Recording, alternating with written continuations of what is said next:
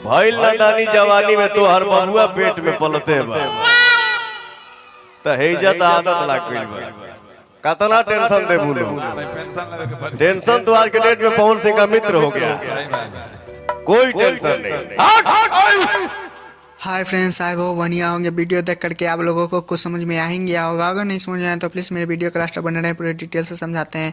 आप लोगों को पता ही है कि कुछ दिन पहले सोशल मीडिया पे अक्षय सिंह और पवन सिंह को बहुत ज़्यादा ही गंदा इल्ज़ाम लगा था, जिसका कारण पवन सिंह को ठहराया गया था। FAFO फैला हुआ था कि अक्षय सिंह 3 महीने का प्रेग्नेंट है। ज्योति सिंह ने पवन सिंह का पत्नी होकर भी ये सब इल्ज़ाम पवन सिंह पे लगाया था और अपने आप भी बदनाम हुए थे। खैर ये सब बात छोड़ते हैं, हम मुद्दे पे आते हैं। आप लोगों को पता है इसी बात पे स्टेज पे बोले थे पवन भैया कि बदनाम अपने आप को करते हैं, गलती अपने आप को और बदनाम मुझे करते हैं। खैर मुझे इतना टेंशन लेके नहीं जीना है।